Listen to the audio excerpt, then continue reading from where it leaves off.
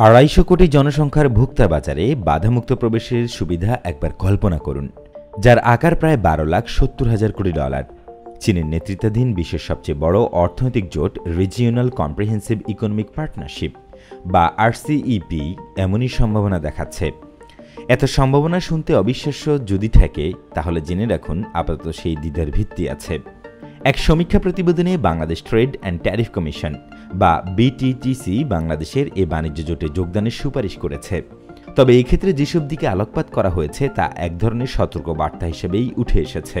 সবচেয়ে গুরুত্বপূর্ণ দিকটি হল RCEP যোগ দিয়ে অর্জিত প্রবৃদ্ধির সিংহভাগ হবে পোশাক খাতে, কিন্তু মুক্ত বাণিজ্যের প্রতিযোগিতায় পিছিয়ে পড়বে অন্যান্য খাত।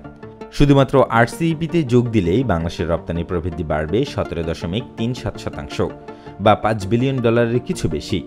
BTTCর সমীক্ষায় এসব তথ্যই তুলে ধরা হয়েছে। বাংলাদেশ যোগ দিলে এ বাজারে যেমন শুল্কমুক্ত প্রবেশাধিকার পাবে, তেমনি RCEP-ভুক্ত অন্যান্য দেশগুলিও বাংলাদেশের বাজারে একই সুবিধা পাবে। এই কারণে RCEP যোগদানের ফলে বাংলাদেশের বৈশ্বিক আমদানি বাড়বে 14.46%। আমদানি ব্যবস্থায় উদারীকরণের ফলে স্থানীয় অনেক শিল্পই প্রভাবিত হবে, কারণ তারা এখনকার মতো নীতিমালার সুরক্ষা পাবে না। তাই RCEP যোগ দিতে হলে বাধ্য হয়েই বাংলাদেশকে তার রপ্তানি পণ্যের ঝুড়িতে বৈচিত্র্য আনতে হবে। যদিও দীর্ঘদিন ধরেই এমনটি করার আহ্বান জানিয়ে আসছেন অর্থনীতিবিদেরা।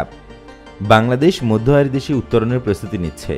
এই সময় RCEP-তে যোগদানের সুপারিশ করেছে BTTC, কারণ মধ্য আয়ের দেশে উত্তরণের পর বিশ্ব বাণিজ্যের অনেক অগ্রাধিকার সুবিধা হারাবে বাংলাদেশ।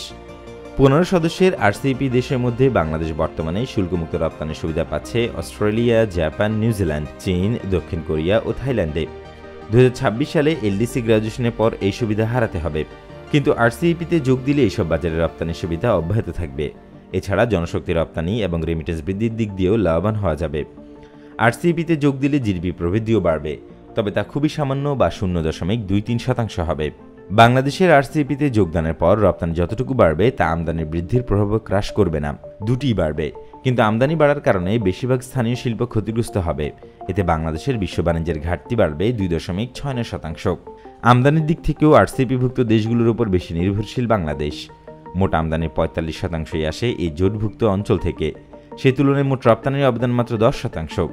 RCEP জোট ও বাংলাদেশের পারস্পরিক 100% শুল্ক কর্তনে উভয় পক্ষের আমদানি বাড়লেও বাংলাদেশের জন্য তার পরিমাণ বেশি হতে পারে।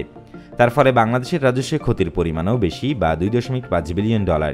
সেই তুলনায় অন্য RCEP দেশগুলোর ক্ষেত্রে হবে $541 মিলিয়ন। RCEP-র 15টি দেশের মধ্যে চীন বাংলাদেশের আমদানি এবং রাজস্ব আহরণের ক্ষেত্রে একক বৃহত্তম অবদান রাখে, সমস্ত RCEP-এর তুলনায় যা যথাক্রমে প্রায় 45 ও 44%।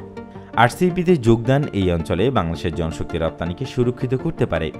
বাংলাদেশের মোট রেমিটেন্সের প্রায় 11 থেকে 13% RCEP-ভুক্ত দেশগুলো থেকে আসে। এছাড়া পোশাক খাতে দক্ষ ও অদক্ষ শ্রমিকের চাহিদা প্রায় 18% বাড়বে, তবে অন্যান্য খাতে শ্রমিকের চাহিদা কমতে পারে।